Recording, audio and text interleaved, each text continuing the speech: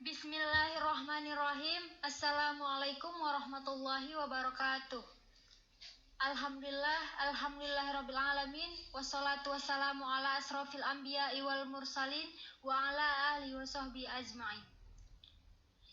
Yang sama-sama kita hormati Ibu Nurul Jannah sebagai dosen mata kuliah Filsafat Ekonomi Islam, dan yang saya sayangi teman-teman sekalian. Langsung saja, kami dari kelompok 1 yang beranggotakan Ahmad Zikri, Muhammad Faisal Anwar Apandi Rambe, Nur Mustika Syahputri, Rizky Karina Syahputra Sagala, dan Julaiha Hasibuan, yaitu saya sendiri. Di sini kami akan menjelaskan materi yang berjudul istihsan. Baiklah, langsung saja kita masuk ke materi yang pertama, yaitu pengertian istihsan, yang akan dijelaskan oleh Saudari Nur Mustika Syahputri. Kepada saudari, saya persilahkan. Assalamualaikum warahmatullahi wabarakatuh. Di sini saya akan menjelaskan pengertian dari istihsan, yang dimana istihsan berasal dari bahasa Arab yang artinya baik atau yang baik, yang secara bahasa diambil dari kata hasanah yang kemudian menjadi istihsan yang artinya menganggap sesuatu itu baik. Sedangkan menurut istilah, istihsan adalah meninggalkan kias yang nyata untuk menjalankan kias yang tidak nyata atau samar-samar, atau meninggalkan hukum kuli yang umum untuk menjalankan hukum istinai yang pengecualian disebabkan adanya dalil yang menuntut logika membenarkannya. Tapi menurut para ulama, ada yang berpendapat berbeda dalam setiap mendefinisikan istihsan.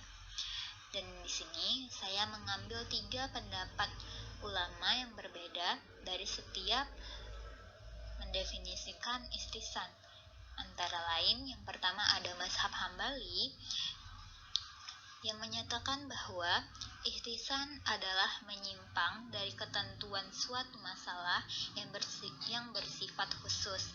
Yang kedua, mazhab Maliki, ia menyatakan bahwa istihsan adalah berpegang kepada kemaslahatan khusus dalam berhadapan dengan dalil ilmu.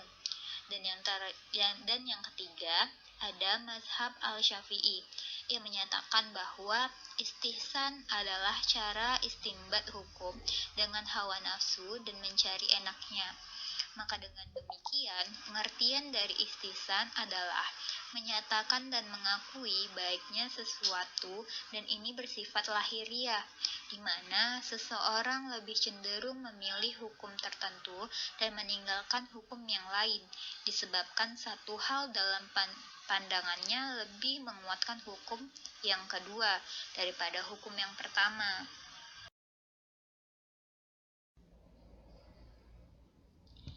Selanjutnya, kita masuk ke materi yang kedua, yaitu dasar hukum istihsan, yang akan dijelaskan oleh Saudara Ahmad Zikri.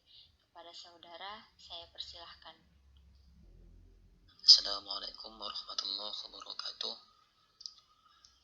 Baik, di sini saya akan menjelaskan dasar hukum istihsan. Para ulama yang mempertahankan istihsan mengambil dalil dari Al-Quran dan Sunnah yang menyebutkan kata istihsan dalam pengertian denotatif atau lafal yang seakar dengan istihsan, seperti firman Allah Subhanahu wa Ta'ala dalam surah Az-Zumar ayat 18. Sebagaimana ayat tersebut menjelaskan bahwa pujian Allah bagi hambanya yang memilih dan mengikuti perkataan yang terbaik, dan pujian tentu tidak ditunjukkan kecuali untuk sesuatu yang telah disyariatkan Allah Subhanahu wa Ta'ala. Dan satu hadis Nabi yang menyatakan bahwa artinya apa yang dipandang kaum muslimin sebagai sesuatu yang baik, maka ia di sisi Allah Subhanahu wa Ta'ala baik, dan apa-apa yang dipandang sesuatu yang buruk, maka di sisi Allah Subhanahu wa Ta'ala adalah buruk.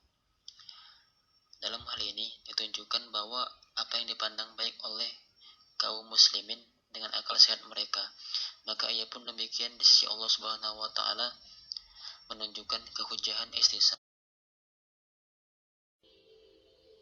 Selanjutnya, materi yang ketiga yaitu pembagian istihsan yang akan dijelaskan oleh Saudara Muhammad Faisal Anwar Apandi Rambe. Kepada saudara, saya persilahkan. Baiklah, di sini saya akan menjelaskan mengenai pembagian ihtisan. Ada beberapa pembagian ihtisan sebagaimana yang dijelaskan sebagai berikut. Yang pertama yaitu ihtisan bil annas atau ihtisan berdasarkan ayat atau hadis, yaitu penyimpangan suatu ketentuan hukum berdasarkan ketetapan kias kepada ketentuan hukum yang berlawanan dengan yang ditetapkan berdasarkan nas Alkitab dan Sunnah.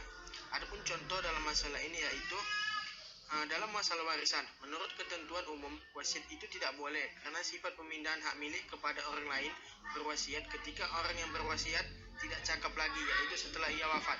Tapi kaidah hukum ini dikecualikan oleh firman Allah Subhanahu wa taala di dalam surah An-Nisa ayat 11, yaitu setelah mengeluarkan wasiat yang ia buat atau hutang.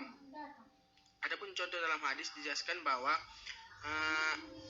dalam berpuasa kita harus menjaga dari makanan atau minuman yang dapat mengharamkannya.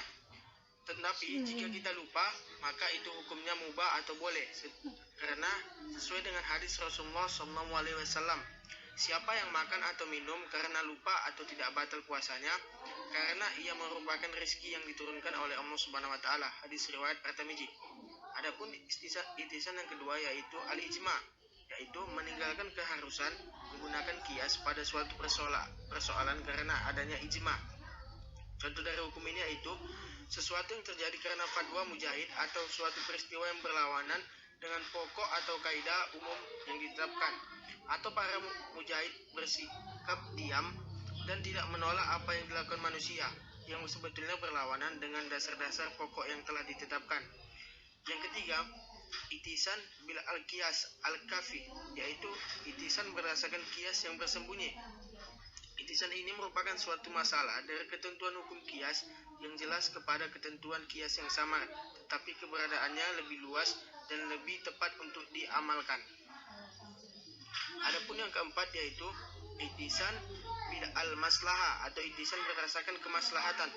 Contohnya itu kebolehan dokter untuk melihat aurat wanita dalam proses pengobatan, yang menurut kaidah umum seseorang dilarang untuk melihat aurat orang lain, tapi dalam keadaan tertentu seseorang harus membuka auratnya agar bisa didiagnosa penyakitnya. Maka dari itu untuk kemaslahatan orang itu maka kaidah ihtisan tersebut dibolehkan melihat aurat wanita yang berobat kepadanya.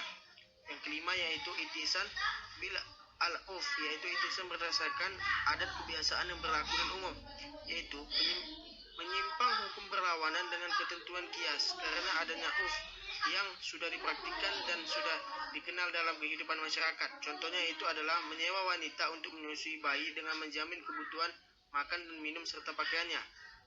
Yang keenam yaitu ihtisan bil al-darurah, yaitu ihtisan berdasarkan darurah, yaitu seorang mujahid meninggalkan keharusan pemberlakuan kias atau suatu masalah karena berhadapan dengan kondisi darurat dan mujahid berpegang kepada ketentuan yang mengharuskan untuk memenuhi hajat atau menolak.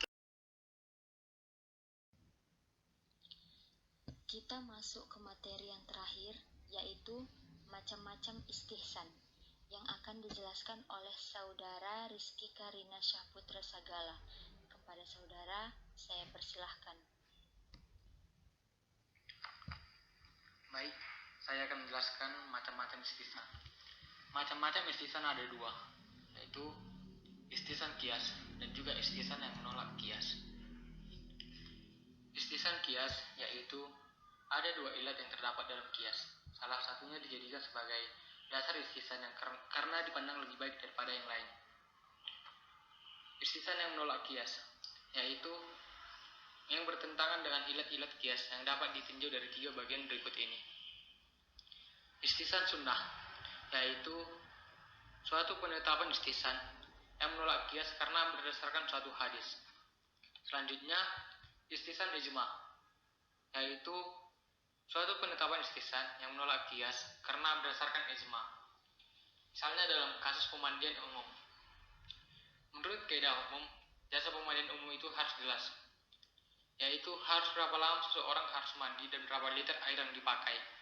Akan tetapi, apabila hal itu dilakukan, maka akan menyulitkan bagi orang banyak. Oleh sebab itu, para ulama sepakat menyatakan bahwa boleh menggunakan jasa pemandian umum, sekalipun tanpa menentukan jumlah air dan lamanya waktu yang dipakai. Selanjutnya, istihsan darurat, yaitu suatu penetapan istihsan yang bertentangan dengan qiyas karena pertimbangan darurat. Misalnya, dalam kasus sumur yang kemasukan najis. Menurut kaidah umum, sumur tersebut sulit dibersihkan dengan mengeluarkan seluruh air dari sumur tersebut. Karena sumur yang sumbernya dari mata air sulit dikeringkan. Akan tetapi, ulama Hanafiyah mengatakan bahwa dalam keadaan seperti ini, untuk menghilangkan najis tersebut cukup dengan memasukkan beberapa galon air ke dalam sumur. Karena keadaan darurat menghendaki orang tidak mendapat kesulitan untuk mendapatkan air. Baiklah, mungkin itu saja penjelasan yang dapat kami berikan. Di sini saya akan memaparkan kesimpulan dari materi hari ini. Jadi, istihsan itu adalah sebuah konsep penalaran untuk menggali dan menemukan hukum suatu kejadian yang tidak ditetapkan hukumnya secara jelas oleh nas. Jadi, pengertian dari istihsan itu adalah meninggalkan hukum suatu masalah yang sama untuk mengambil hukum yang bersifat khusus, yang merupakan tujuan syariat karena telah ada dalil yang menghendakinya, yang dimana dalil tersebut diambil dari Al-Quran dan Sunnah. Kemudian, istihsan ini dijadikan patokan sebagian ulama untuk menganggap istihsan sebagai peranan yang penting dalam pembagian hukum Islam, karena ada hal yang telah diselesaikan dan telah ditetapkan hukumnya berdasarkan istihsan.